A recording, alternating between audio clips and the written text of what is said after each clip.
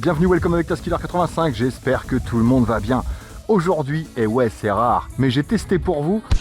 Eh non, c'est pas une trottinette, aujourd'hui j'ai testé pour vous un projecteur. Le Dongbei Atom.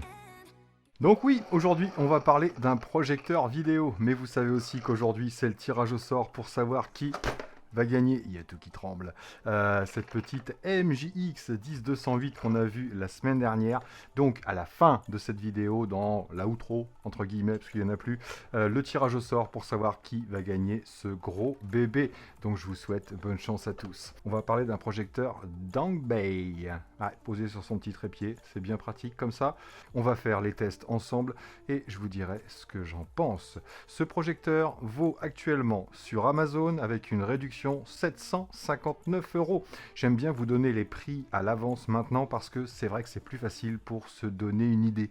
Donc, dans quel ordre de prix on est ? Eh ben, on est entre le 4Movie S5 qu'on avait vu ensemble et le JMGO N1. Parce que le N1S est beaucoup plus cher, même s'il a aussi le système Google TV.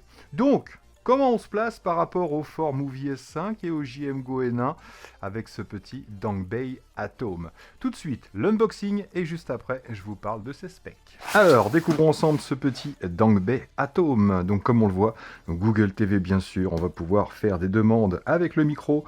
Il y a un Chromecast intégré, on va pouvoir envoyer les infos du smartphone et on est en Dolby Audio compatible 1080p. Vous allez voir, ce n'est pas une résolution native. On a l'auto-keystone, l'autofocus bien sûr et on est en 2.4 ou 5 GHz Wi-Fi. Bel emballage chez Dongbei comme d'habitude. On tire sur la languette. Et on voit tout de suite un gros transformateur, une grosse alimentation. Donc on a pas mal de câbles quand même, c'est assez pratique, mais il faudra prévoir de la place pour ce gros machin. On est en 19 volts, 6,32 ampères jusqu'à 120 watts. Mais on va voir que c'est pas ce que consomme le projecteur. L'autre morceau du câble, prise européenne, encore une bonne longueur. Une petite fiche pour le support client. Et enfin, la petite notice, et j'imagine, avec Dongbei, qu'on devrait avoir du français. Oui, tout à fait. En parlant du support, vous avez une garantie de 2 ans pour ce Dongbei Atom. Là, hop, télécommande, donc complète avec les raccourcis Netflix, YouTube et Prime Video.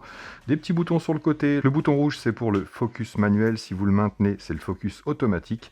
Et celui du bas, c'est pour accéder au menu ou couper le volume si vous maintenez le bouton. Petit pad basique et une petite touche micro pour le Hey Google qui fonctionne avec 2 piles LR03 qui seront fournies.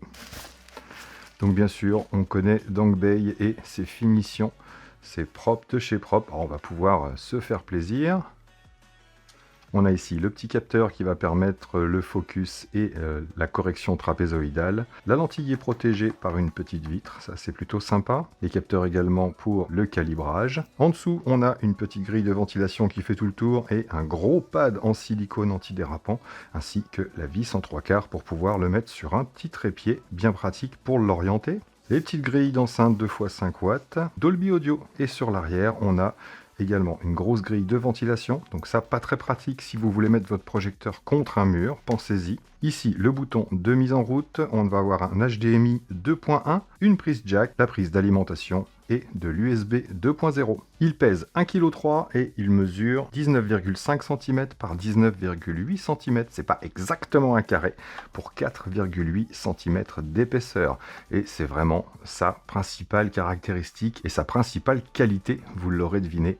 Il est transportable et très facilement plaçable. Voyons comment ça fonctionne. Donc oui, le 4Movie S5 était beaucoup moins cher, 400-500 € je crois.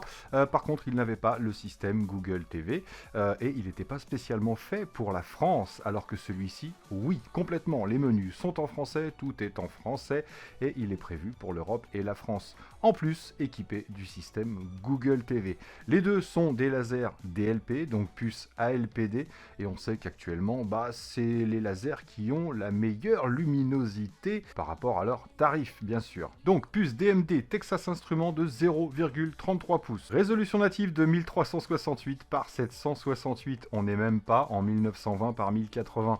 Donc, c'est pas du vrai Full HD. Bon, pour les connaisseurs, il y a un traitement XPR qui fait qu'il interpole en Full HD. Donc, un peu comme les projecteurs DLP, il va être capable de simuler de la 4K. Mais au pire des cas, on dépassera jamais le 1080p 60 fps. en interpolation, encore une fois. Technologie laser ALPD 3.0 au phosphore. Waouh, c'est trop bien. Ça veut dire quoi? Il a une luminosité donnée pour 1200 lumens. On verra si c'est respecté. Ça veut dire aussi qu'il offre une plus grande variété de couleurs, un peu plus que le REC 709, et surtout une durée de vie de plus de 30 000 heures. Donc là, vous en avez pour un moment. Technologie Dolby Audio 2x5 watts. Il est capable aussi de devenir une enceinte Bluetooth en 5.3, pardon. Donc soit ça peut être une enceinte externe, soit il peut se connecter à une enceinte externe. On va voir ce que donne le son, bien sûr. Un rapport de projection de 1/2 unième, donc vous aurez environ besoin d'un recul de 3 mètres pour une image de 2,50 m, 2,60 m. On va voir que c'est un bon rapport de projection, et surtout au test on va se rendre compte que le focus est énorme. On va pouvoir se mettre très très près, comme très très loin, pour avoir une image jusqu'à 180 pouces, donc environ 5 mètres de diagonale. Il y a de grandes chances qu'on perde un peu en luminosité quand même. La télécommande est Bluetooth, donc pas besoin de la diriger vers l'appareil pour que ça fonctionne. Et bien évidemment, elle est équipée de la petite commande vocale. Donc système d'exploitation Google TV, c'est actuellement le plus intéressant qu'on puisse avoir parce qu'on a toutes nos applications directement sur le panneau d'accueil. Vous pouvez mettre vos préférences, etc. Vous connaissez le système, on ira jeter un œil. Alors il est équipé d'un lecteur vidéo aussi. Vous allez voir, j'ai eu quelques galères. Niveau contraste, il tourne selon moi, entre 6 et 700 unièmes environ par rapport à ce que j'ai déjà vu. Et il est compatible HDR. Mais pour ça, il faudra configurer l'HDMI en 1.4 alors qu'elle est en 2.1 d'origine. Ça se fait dans les paramètres. On verra aussi qu'il n'y a pas le traitement MMC. Il n'y aura pas autant de fluidité qu'avec un traitement d'image MMC qu'on peut retrouver sur beaucoup de projecteurs maintenant. Ils ont préféré la qualité de l'image et les couleurs plutôt que le traitement du processeur. Bien ou pas bien, on verra ça. Donc vous saurez qu'il aspire par en dessous et il souffle par là. Donc ça veut dire que s'il est posé contre un mur, contrairement à ce que je vous ai dit dans l'unboxing, ça peut aller. Voilà, il n'aspire pas l'air par l'arrière, il la repousse tout simplement. Donc vous pouvez le coller contre un mur, même si c'est pas l'idéal. Donc vous en savez un petit peu plus sur ce Dangbei Atom. Maintenant les tests et juste après je vous dis ce que j'en pense. Alors première mise en route de l'appareil et là je suis actuellement à 22 cm. Je clique, donc on aura en même temps le temps de mise en route et vous allez voir que même à 22 cm de l'écran, là, il fait son focus automatique. Tac, et on arrive à avoir une image nette. Alors comme d'habitude, fiez-vous plus à ce que je vous dis qu'à ce que vous voyez parce que c'est pas évident de vous rendre exactement la qualité de l'image avec un smartphone. 22 cm au plus près, c'est déjà énorme. Donc comme je vous l'ai dit, environ 3 mètres de câble avec le transfo pour une consommation ici en mode standard de 57 volts, plutôt correct. Je le place maintenant à 1,60 m de l'écran pour une diagonale d'1,45 m. Et comme vous pouvez le voir ici, on est en plein jour, la baie est juste à côté. Si vous voyez des petites fluctuations de couleurs, c'est normal, c'est parce que c'est un projecteur laser et l'appareil photo n'est pas aussi efficace que nos yeux. Allez, on se recule à 3 mètres. Il fait la mise au point. Comme vous pouvez le voir, on est toujours en pleine lumière, bien sûr. Donc c'est assez rapide. Et à 3 mètres de distance, on a un écran d'un petit peu moins de 3 mètres. Donc forcément, avec la distance, la luminosité baisse. Je me suis mis en face de l'écran pour vous montrer la projection sur le côté, donc sur le bord de l'écran. Et comme vous pouvez le constater, on n'a pas de distorsion.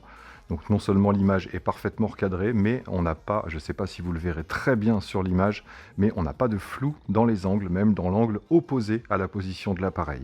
Donc ça, c'est la particularité du laser, bien sûr. Je suis à la distance maximale 3,60 m de recul pour une image d'environ 3,40 m. Que dis-je environ? Enfin si, on est un petit peu plus large que l'écran, donc 3,40 m de diagonale, donc forcément là on perd aussi en luminosité, mais rappelez-vous qu'on est en plein jour. Donc donné pour 1200 lumens, selon moi on est plus aux alentours des 1000 lumens, mais ça reste quand même très correct. On va maintenant se mettre dans l'obscurité pour avoir la meilleure image qui soit.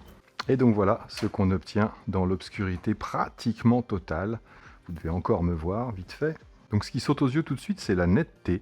Comparé au ForMovie S5, c'est vrai que j'ai une impression de contraste un petit peu moins violente, mais au niveau de la netteté, c'est carrément beaucoup plus propre. Donc là, vous connaissez le système Google TV. L'avantage, c'est qu'on va avoir toutes nos applications préférées. On va même pouvoir télécharger VLC, chose que je vais faire pour pouvoir tester. Car je vous avoue qu'avec le lecteur multimédia, j'ai eu du mal à lire des fichiers 4K. On verra si avec VLC, c'est résolu. Donc, la première chose qui nous intéresse, bien sûr, outre le système Google qui est vraiment hyper complet, qui vous permet de personnaliser votre interface, ce sont les paramètres d'ajustement d'image. Donc, dans les menus, toujours pareil avec Google TV, bien sûr, les sources d'entrée, économiseur d'écran, etc. Et on va aller dans Images tout de suite.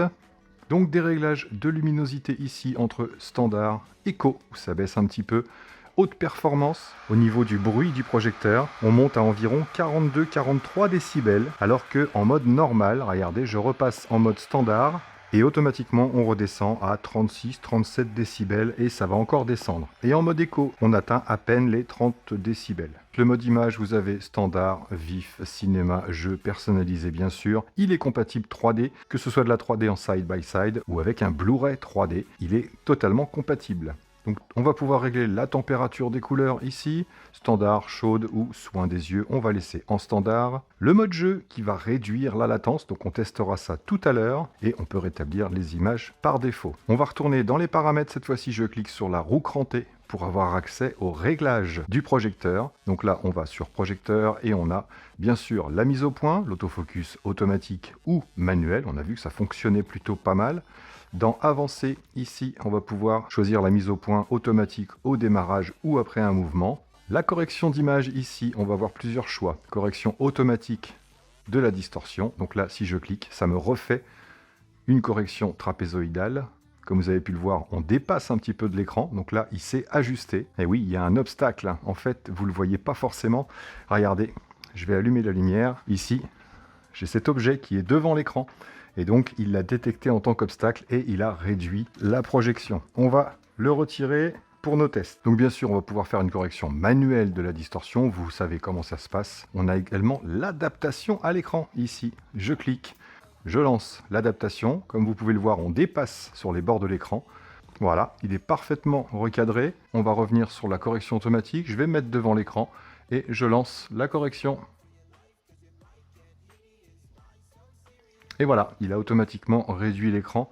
Et ça, peu importe de l'objet ou de l'obstacle que vous avez devant l'écran. Parfait. Je vais me rapprocher un petit peu pour voir à quelle vitesse il travaille.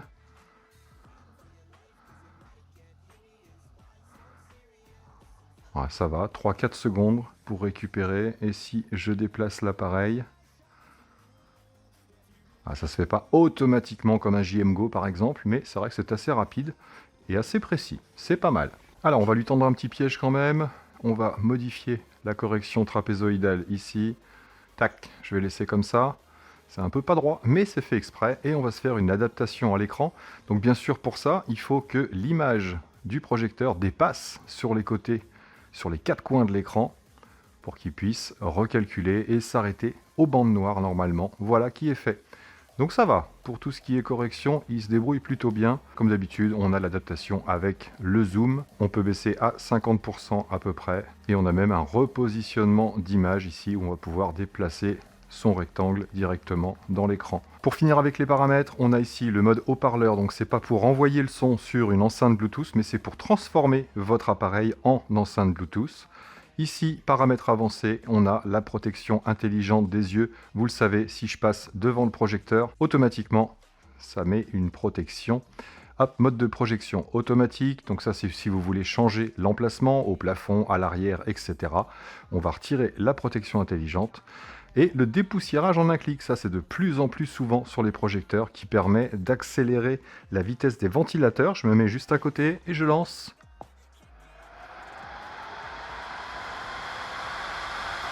Donc là, on a les ventilateurs qui poussent au maximum. Et enfin, la télécommande, ce qui est bien, c'est que ça vous donne le restant des piles dans la télécommande et la version. Donc voilà pour les paramètres du projecteur. Le reste, on connaît, affichage et son, ça c'est pour se connecter. Compte et connexion, confidentialité, on s'en fiche un peu. Vos applications, le système, télécommande et accessoires, c'est ici que vous allez venir si vous voulez vous connecter à une enceinte Bluetooth. Vous faites associer accessoires et vous allez pouvoir sortir par un home cinéma par exemple. Alors on va s'intéresser à la fonction micro télécharger VLC. Voici VLC for Android dans le Google Play Store. Donc j'installe VLC et on pourra tester. Alors malheureusement, voilà ce que j'obtiens avec un film en 4K. Donc il a vraiment du mal à interpoler de la 4K avec VLC. Donc je suis un petit peu déçu. On va en tester un second. Donc j'ai eu aucun souci avec des films en 1080p, même en HDR, que ce soit en H264 ou H265. Mais là, comme vous pouvez le constater, en 4K, il n'y a pas moyen. On va lancer le Multimedia Player pour tester, voir si c'est un petit peu mieux. Codec vidéo non compatible. Ça c'est fait. Un deuxième, même chose. Celui-ci passe normalement sur tous les projecteurs. Et là, ça ne passe pas non plus. On a le son par contre. Donc oui, pas top au niveau de l'interpolation 4K. Donc pendant qu'on est dans les menus, c'est assez fluide, hein, comme vous pouvez le constater. C'est assez rapide. On va lancer YouTube. Tac. Pour voir si ça se lance assez rapidement. Oui. Donc, je précise que je suis en fibre hein, quand même. J'ai une très très bonne connexion. Mais l'appareil ne rame pas. Je vous laisse écouter le son de l'appareil. Je monte le son.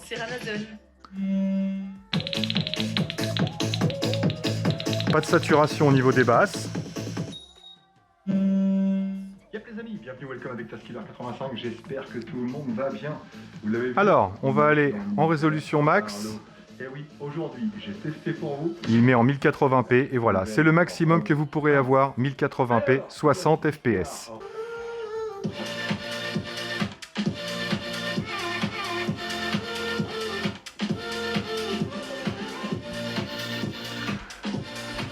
Là, je m'éloigne, je suis environ à 4 mètres du projecteur. Vous aurez une petite idée de la musique, je suis toujours à fond. Et la qualité d'image est plutôt correcte. Ça reste du 1080p. Et on a plutôt une bonne définition. Par contre, on a un petit peu d'aliasing, on a un petit peu de speckle dans les images en mouvement. Donc ouais, on a un son très correct hein, avec ce système Dolby Audio. Et on va passer en mode vif pour voir ce que ça donne au niveau des couleurs. Mode cinéma, mode jeu, mode personnalisé. On va pouvoir ajouter du contraste peut-être, un petit peu. Saturation, netteté, on va pas toucher. Par contre, j'ajouterai bien un petit peu de rouge. En ce qui concerne mes goûts, et peut-être un petit peu de bleu également. Et là, on a quelque chose de plutôt sympa. Donc oui, on a vraiment un joli rendu des couleurs, c'est vif, hein, c'est éclatant quand même. Vous saurez que ce projecteur va rester au maximum en interpolation à 1080p. Il ne faut pas que vous soyez un fan de 4K pour vouloir l'utiliser.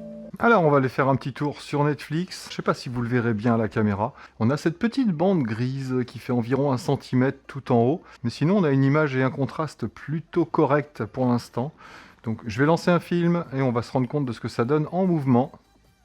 Ouais, dès que l'image est un petit peu sombre, on a quand même du gris dans les noirs. On n'est pas en full contraste. Donc sur des films très noirs, oui c'est vrai qu'on aura certainement un petit manque de définition. Et on sent qu'on n'a pas le MMC sur ce projecteur. On a cette petite sensation de saccade sur les images un petit peu rapides. Mais on conserve une qualité quand même plutôt très très correcte pour ce rapport qualité-prix. On va se rapprocher un petit peu sur un arrêt sur image, même s'il n'est pas super beau. Mais voyez la qualité des détails. Vous allez peut-être avoir des petites bandes hein, à cause du laser, mais ça reste assez net. Pas facile pour moi de vous traduire exactement ce que je vois. Allez, une petite session sur PlayStation pour se rendre compte de la latence. Donc bien sûr, on va aller se mettre en mode jeu, ici, pour réduire au maximum. Donc ouais, hein, l'intérêt du laser, c'est que même là, quand le projecteur est légèrement décalé, on reste net dans toutes les parties de l'écran. C'est vraiment un plus. La latence n'est pas perceptible.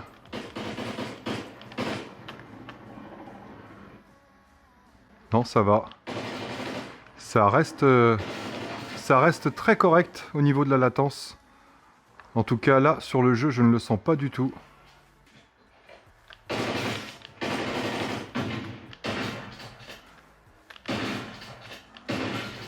Très sympa. Alors, qu'est-ce que je pense de ce petit Dongbei Atom? Donc déjà, merci à Dongbei de m'avoir fait confiance pour le test de ce petit projecteur. J'ai été super agréablement surpris par la précision. par les graphismes. C'est propre, voilà, c'est net, même dans les angles, même quand on se déplace d'à peu près 20 degrés sur les côtés de l'écran, ça reste très très propre partout et on a une bonne résolution. Je dirais que sur ce point-là, on est un petit peu au-dessus du Fengmi 4Movie S5. On n'est pas à la hauteur du JMGO N1. Par contre, au niveau de la projection, si vous voulez quelque chose d'assez clair et d'assez net, je vous conseille à une distance d'environ, un écran d'environ 2 mètres, 2 mètres 50, donc pas plus de 3 mètres de distance d'un projecteur. Sinon, ça va dégrader un petit peu. On va choper un petit peu de granule, ce qu'on appelle le speckle, un petit peu de granule, et on va perdre en luminosité, surtout.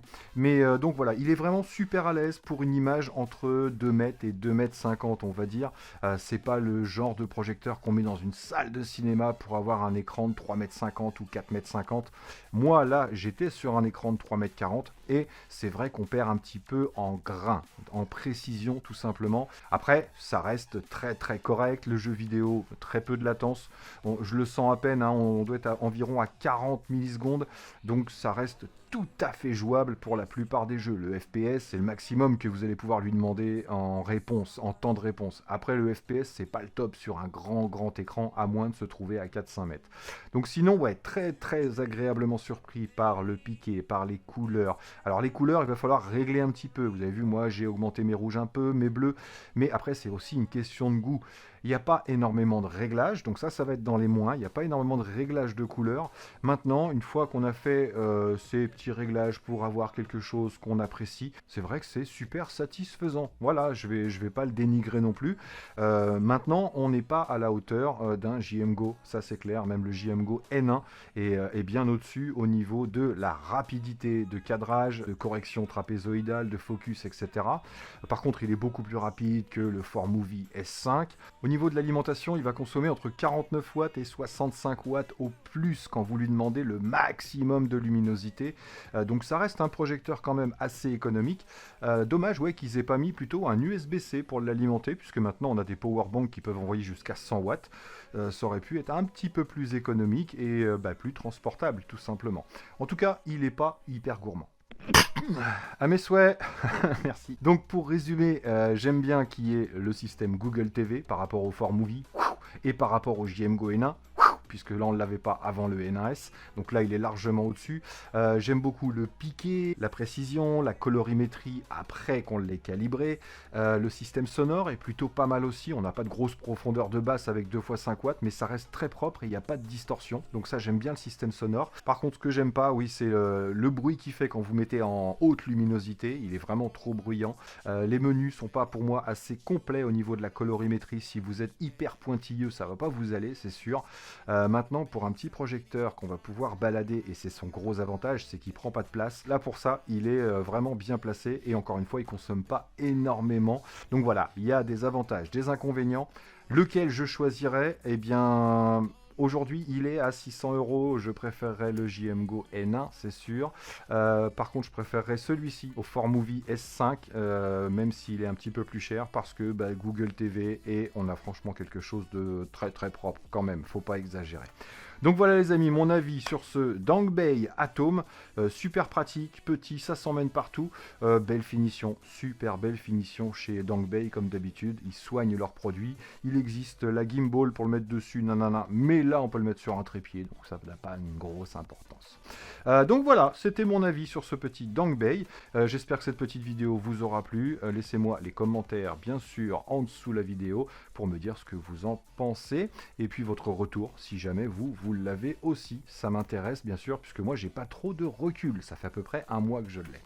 Donc voilà, merci à tous d'avoir suivi, merci encore à vous d'être là, et moi là-dessus il me reste plus qu'à vous dire surtout, on va peut-être faire le tirage au sort là, ouais, mais c'est pas ça que je vais vous dire, c'est portez-vous bien, prenez soin de vous et des autres, et à très bientôt dans mes vidéos. Non, je vous le fais pas encore quand même, faut pas rigoler. Allez, tirage au sort, ciao. Allez, c'est parti pour le tirage au sort, pour savoir qui va gagner cette grosse... MJX 10-208. Bon, je l'ai nettoyé un petit peu, il y a encore quelques petites rayures, mais dans l'ensemble, elle est plutôt en très très bon état. Donc, hop, vous avez été nombreux à participer, merci beaucoup. 148 commentaires sur cette petite vidéo, bah écoutez, ça fait plaisir. Donc, comme d'habitude, je prends le lien. Ah, il doit y avoir quelques commentaires à moi également, bien sûr, puisque je réponds quand il y a des questions intéressantes, bien évidemment, où la réponse n'est pas dans la vidéo aussi. Je colle bien sûr le lien sur youtube-commentpicker.com 9 et 4, 28, vous la connaissez celle-là, et je vais chercher les commentaires. 130 commentaires. Eh bah écoute, ma foi, c'est plutôt correct. Donc, on va y aller, on va pas faire de suspense particulier, quoique, je pourrais faire un petit suspense vite fait. Longo, ouais, bon petit café, ouais. T'en veux. Allez, tirage dans 3, 2, 1. On est le 24 septembre 2024, il est 11h43, je précise, hein, c'est marqué là, c'est marqué en bas là, t'as vu? Bon allez, ça a assez duré, go! Jérôme de l'Angle, 4284. Vraiment sympa cette voiture, j'aime bien les MJX, elles ont un bon rapport qualité-prix et sont fiables. Merci pour cette vidéo. Eh ben écoute, je suis d'accord avec toi Jérôme, je te félicite, tu as gagné la grosse MJX. Donc mets-moi surtout un commentaire sous cette vidéo-là pour me dire j'ai gagné, c'est moi, tout ça. Et surtout, tu m'envoies en parallèle un email à taskiller85@gmail.com, ouais c'est ça, et puis on s'arrange pour tes coordonnées et tout ça, et je t'envoie ton gros engin. Donc voilà, pour ce tirage, très vite un nouveau, bien évidemment, parce que oui, il y a les concours sur les vidéos de vélo, mais il y aura toujours des concours ponctuels dans les vidéos. Donc essayez d'activer la cloche bien sûr et de me suivre. Vous savez que les vidéos c'est le mercredi et le samedi à midi, -1, midi 2, aux alentours de midi. Et comme ça vous saurez. Alors c'est pas toujours marqué dans le titre, mais il faut regarder un petit bout de la vidéo. Et comme ça vous savez s'il y a quelque chose à gagner. Mais c'est pas rare. Allez, je vous laisse. Ciao ciao.